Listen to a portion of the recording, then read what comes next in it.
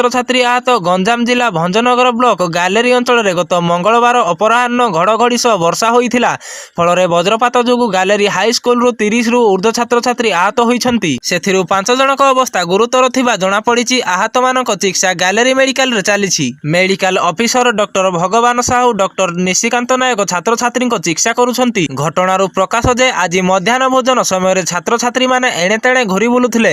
ଏହି ସମୟରେ ବଜ୍ରପାତ ମାରିଥିବାରୁ 30ରୁ ଉର୍ଦ୍ଧ୍ୱ ଛାତ୍ରଛାତ୍ରୀ ଅଚେତ ହୋଇ ତଳେ ପଡ଼ି ଯାଇଥିଲେ। ଏହାପରେ ବିଦ୍ୟାଳୟର କର୍ତ୍ତୃପକ୍ଷ ସେମାନଙ୍କୁ ଚିକିତ୍ସା ପାଇଁ ଗାଲେରୀ ମେଡିକାଲକୁ ଆଣିଥିଲେ।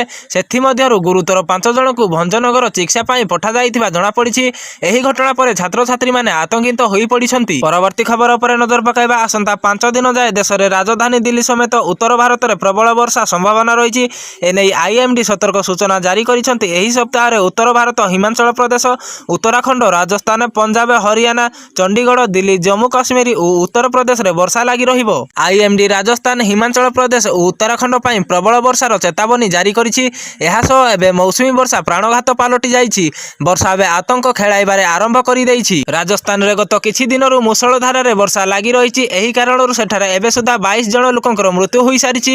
ଆଇଏମଡି ସୂଚନା ଅନୁସାରେ ଆଗାମୀ 24 ଘଣ୍ଟାରେ ହରିୟାଣା, ଦିଲ୍ଲୀ, ପୂର୍ବ ଓ ଉତ୍ତର ରାଜସ୍ଥାନରେ କିଛି ଭାଗ ମଧ୍ୟପ୍ରଦେଶ, ଉତ୍ତରପ୍ରଦେଶ, ଝାଡ଼ଖଣ୍ଡ, କିଛି ଭାଗ ଓଡ଼ିଶା, ପଶ୍ଚିମବଙ୍ଗ, କେରଳ, ତାମିଲନାଡୁ, ଆନ୍ଧ୍ରପ୍ରଦେଶ, ଲାକ୍ଷାଦ୍ୱୀପ, ଆଣ୍ଡାମାନ ଓ ନିକୋବର ଦ୍ୱୀପପୁଞ୍ଜ, ଦକ୍ଷିଣ କର୍ଣ୍ଣାଟକ ମଧ୍ୟରେ ନେଇ ପ୍ରବଳ ବର୍ଷା ହୋଇପାରେ। ନଜର ପକାଇବା ପରବର୍ତ୍ତୀ ଖବର ଉପରେ। ସୁଭଦ୍ରା ଯୋଜନା ଏସଓପିକୁ ନେଇ ମୁହଁ ଖୋଲିଲେ ଉପମୁଖ୍ୟମନ୍ତ୍ରୀ।